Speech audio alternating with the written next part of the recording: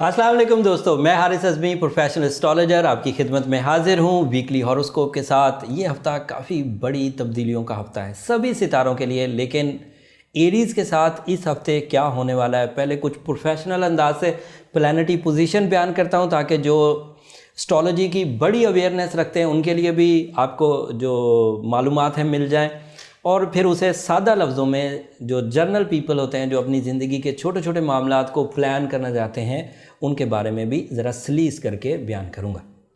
इस वक्त वीनस की पोजीशन 4 फरवरी से 10वें घर की हो चुकी। वीनस घर बदल चुका।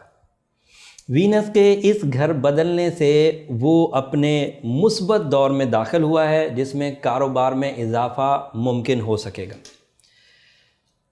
इस कारोबारी इजाफे में शराकत दारी का पहलू भी ऑन हो जाएगा, और इस शराकत दारी में सबसे पहले उम्मीद की जा सकती है, मेरा 16 ईयर एक्सपीरियंस ये कहता है कि वीनस इस पोजीशन पर पहले आपको दोस्त अहबाब को मजबूर करेगा कि वो आपको कोई ऑफ़र करें या आप उनको कोई ऑफ़र करें और ये वेंचर्स कंबाइन होकर आगे बढ़ सकें, अगर कोई ऐसा कारोबार है जिसमें शराकत दारी मुमकिन हो सकती हो।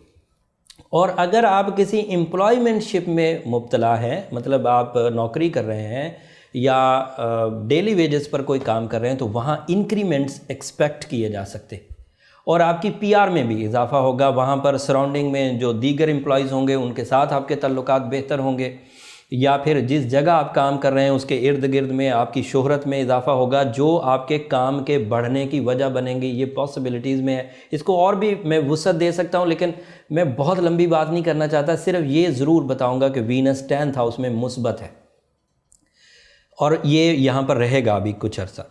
जुपिटर 9th हाउस में, and this is another good sign, और इसका यहाँ पर मुस्बत होना आपकी प्लानिंग को, आपकी मंसूबा साजी को दो ज़िंदगी के शोबों में ताकतवर करेगा। एक शोबा है प्लानिंग का, ऑल टाइप ऑफ प्लानिंग, चाहे उसमें कैरियर ओरिएंटेड प्लानिंग्स हों, चाहे उसमें फैमिली ओरिएंटेड प्लानिंग्स हों। Even 9th house is representative of मजहबी जोश और जज्बा। तो 9th हाउस में अगर आप कोई हज या उम्रा या इस तरह की ज़ियारात का कोई प्लान बना रहे हैं तो उसकी पॉसिबिलिटी भी यहाँ जुपिटर की सपोर्ट से मुस्बत हो जाएगी। ये दो बड़ी और पॉजिटिव खबरें हैं। मरकरी आपके यहाँ 12th हाउस में 10 फरवरी को अब रेट्रो हो जाएगा। पहले कमज़ोर होगा, फिर 18 फरवरी को वो मैक्सिमम कमज़ोरी इख्तियार करेगा और 28 फरवरी को वो रेट्रो हो जाएगा। 17 अप्रैल तक रहेगा, बट क्योंकि हम लोग हफ्तावार मराहल की बात कर रहे हैं तो इस वक्त वो कमज़ोरी की हालत में जा रहा है और 12वें घर में वो काफ़ी नुकसानदेह होगा। जो दो पहले मैंने अच्छी खबरें सुनाई वो आपके मुस्बत सितारों की वजह से, बट मरकरी क्योंकि उन दोनों पर गलबा कर सकता है इसलिए वो दोनों खबरें कहीं कहीं ऊंच नीच का शिकार रहेंगी।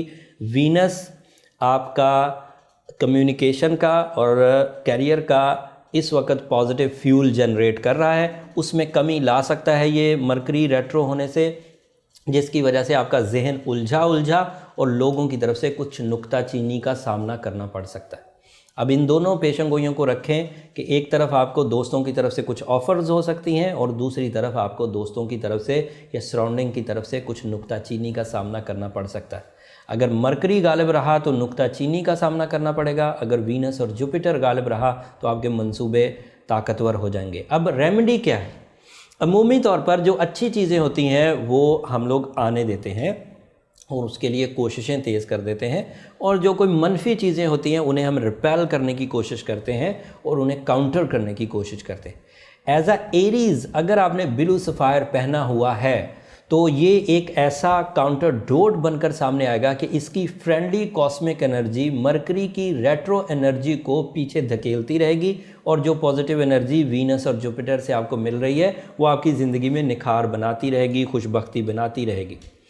और इस वक्त ब्लू सफ़ायर तालिब इल्मों को पहनने में बहुत मदद होगी। मरकरी का 10 फरवरी को रेट्रो होना और 17 अप्रैल तक रेट्रो रहना इस बात में ज़्यादा शिद्दत और ख़राबी पैदा कर रहा है कि कुछ स्कूलों में या कुछ तालिब इल्मी के ज़माने में यही टाइम जो है वो एग्ज़ाम्स का होता है, इम्तिहानात का, और उधर से मरकरी का रेट्रो हो जाना आपकी मुस्तकिल मिजाजी को शेक करेगा, आपको फोकस्ड नहीं रहने देगा, ब्लैंक माइंड के साथ आप आगे बढ़ेंगे तो कैसे कामयाब होंगे। इसलिए उसका तदारुक जल्द अज जल्द कर लें। एक तो उसका तदारुक बिलु सफ़ायर में है, 8 कैरेट पहना जाए, ये जनरल पेशंग हुई है, बट अपना अगर इंडिविजुअल्स जायचा बनाया हुआ होगा तो उसमें एक सर्टन पोटेंसी डिस्कस हो जाएगी, वो फिर आपकी सलाहियतों को मद्देनज़र रख कर प्रिस्क्रिप्शन आपको मिलेगी। और दूसरा, रब्बे ज़िदनी इल्मा 107 दफ़ा रोज़ की बुनियाद पर उसी स्टोन पर पढ़ते रहें तो वो आपका टूल ऑफ सक्सेस बन जाएगा, वो खैर और बरकत पैदा करेगा। बातें और भी थी बताने को, लेकिन वीडियो का जो टाइम है वो काफ़ी गुजर चुका। उम्मीद करता हूँ कि आपको ये वीडियो पसंद आएगी, ये नॉलेज पसंद आएगी। मैंने इस दफ़ा थोड़ा ठहर ठहर कर बोलने की कोशिश करी। पिछली दफ़ा मैं बहुत कुछ बोलना चाहता था तो कमेंट्स में मुझे ये आया कि आप शायद बहुत जल्दी में होते। इस दफ़ा मैंने प्रॉपर आपको इन्फॉर्मेशन दे दी, लेकिन मेरा अंदाज़ थोड़ा धीमा था। अब आपके कमेंट से अंदाज़ा हो जाएगा कि जल्दी जल्दी बोलना आपको अच्छा लगता है या ठहर ठहर के बोलना। वो जैसे जैसे हम लोग आपसे ही सीखेंगे, आपके कमेंट से सीखेंगे, वो अंदाज़ा हो जाएगा। अगले हफ्ते तक के लिए इजाज़त दीजिए। अल्लाह ने के